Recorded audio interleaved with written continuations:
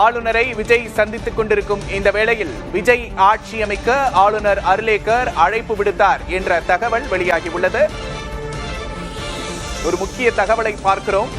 தாவேக தலைவர் விஜய் ஆட்சி அமைக்க ஆளுநர் அர்லேக்கர் அழைப்பு என்ற தகவல் வெளியாகி இருக்கிறது.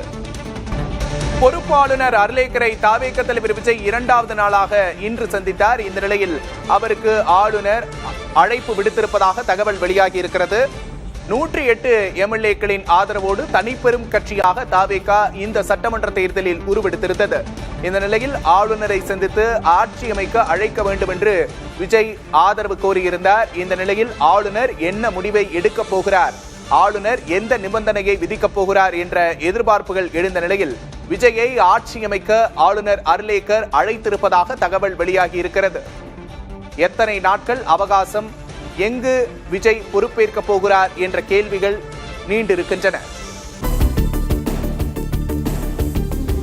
113 எம்எல்ஏக்களை வைத்து எப்படி ஆட்சி அமைப்பீர்கள் என தாவேக தலைவர் விஜய்க்கு ஆளுநர் அர்லேக்கர் கேள்வி எழுப்பியிருந்த நிலையில் இந்த சந்திப்பானது தற்போது நிறைவு பெற்றிருக்கிறது. இந்த நிலையில் கூடுதல் விவரங்களை செய்தியாளர் யுவராஜ் வழங்க கேட்கலாம். ஏற்கனவே இந்திய கம்யூனிஸ்ட் விசிக தரப்பில் ஆளுநர் தாவேகாவை ஆட்சி அமைக்க அழைப்பு விடுக்க வேண்டும் என்ற ஒரு ஆதரவு குரலை எழுப்பியிருந்த நிலையில் அரசியல் நகர்வுகள் என்னவாக இருக்கின்றன, விவரங்களை பதிவு ஆளுநர் நீங்கள் ஆட்சி அமைப்பதற்கு தேவையான மேலும் இருக்கக்கூடிய 5 சட்டமன்ற உறுப்பினர்கள் என அறுதி பெரும்பான்மையை நிரூபித்த பிறகே தங்களுக்கு ஆட்சி அமைப்பதற்கான அந்த அங்கீகாரத்தை வழங்கப்படுவதாக தெரிவித்திருந்தார்.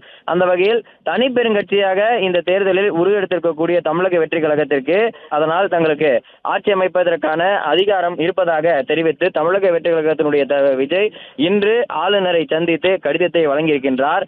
அதன்படி நேற்று கடிதம் வழங்கியிருக்கக்கூடிய நிலையில் ஆளுநர் ஆட்சி அமைப்பதற்கு ஏன் தமிழக வெற்றி கழகத்தினுடைய தலைவர் விஜயை இதுவரை அழைக்கப்படவில்லை, சட்டத்திற்கு புறம்பாக ஆளுநர் செயல்படக்கூடாது எனவும் கர்நாடக முன்னாள் முதலமைச்சர் பொம்மை போன்றே விஜய்க்கும் இந்த விவகாரத்தில் முன்னுரிமை வழங்க வேண்டும் எனவும் ஆட்சி அமைப்பதற்கான ஏற்பாடுகளை செய்ய வேண்டும் எனவும் தெரிவித்திருந்தனர். அந்த வகையில் ஆட்சி அமைப்பதற்கு ஆளுநர் எந்நேரத்திலும் விஜய் அழைக்கலாம் என்கின்ற ஒரு சூழல் உருவாகி இருப்பதாகவே கருதப்படுகின்றது.